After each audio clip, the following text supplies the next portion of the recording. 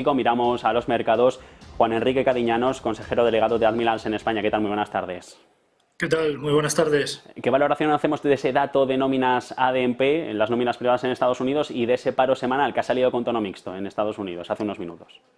Yo creo un poco dentro de lo que se esperaba. También es verdad que hay un ligero crecimiento, no tanto como se necesita, ¿no? Yo creo que ahora mismo la economía estadounidense necesita ir un paso más allá y necesita sobre todo que esa ley aprobada por el momento y de forma parcial de techo de deuda se apruebe finalmente y que pueda ampliarse desde esos 31,4 billones de dólares hasta el año 2025.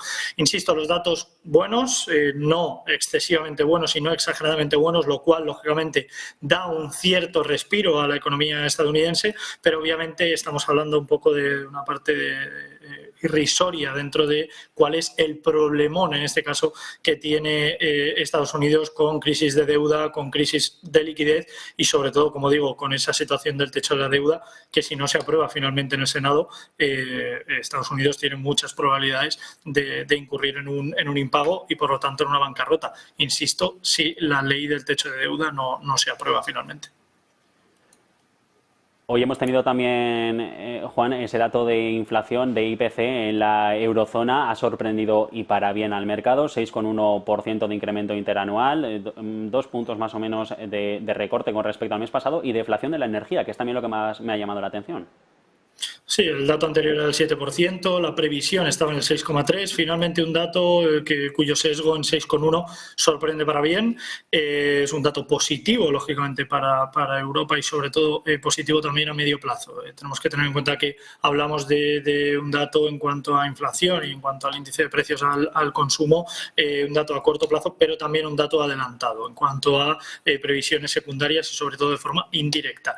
Como digo, es un dato muy bueno para Europa, sobre todo porque la previsión no estaba en esta línea, sí que estaba en la línea de recortar con respecto al dato anterior, como decíamos, en el 7%, pero más aún ese recorte con respecto al IPC en cuanto a la previsión, pero es verdad que pese a ello y pese a este dato, vemos cómo los mercados tampoco es que reaccionen de forma agresiva, subidas del medio punto, entre el medio punto y el punto porcentual para los índices de referencia principales en el viejo continente y por el momento a la espera de ver, como os decía, yo creo que los datos, lógicamente, y todas esas noticias provenientes por parte de Estados Unidos con principal foco en ese techo de deuda es ahora mismo la clave principal que va a marcar un poco el devenir a corto plazo de las previsiones en cuanto a los mercados de renta variable.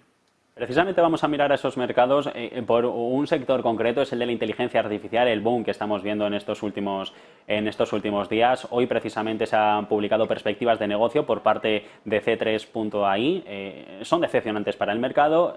Nvidia hemos visto cómo estos últimos días superaba esas valoraciones históricas en la Bolsa de Valores de Nueva York. ¿Hablamos con la inteligencia artificial de burbuja en bolsa o es un sector que le queda recorrido por delante?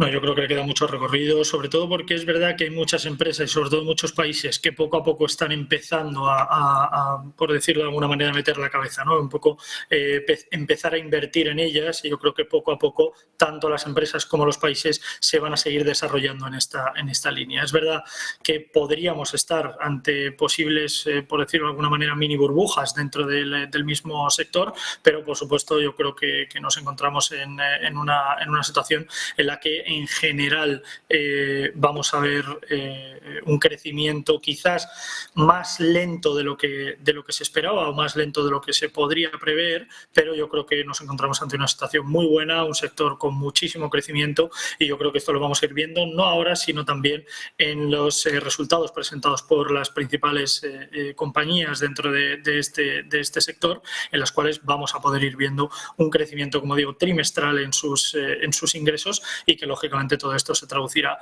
en que yo creo que la evolución dentro de este mismo sector y compañías concretas dentro del mismo podría ser lógicamente muy muy favorable. Por lo tanto, yo creo que hay muy buenas oportunidades a vigilar, muy buenas oportunidades a tener en cuenta, como digo, para el corto, pero sobre todo también para el medio plazo. Con esto nos quedamos. Juan Enrique Cadiñanos, consejero delegado de Admirals en España. Muchas gracias por haber atendido a la llamada de Negocios Televisión. Un saludo. Gracias a vosotros, un placer.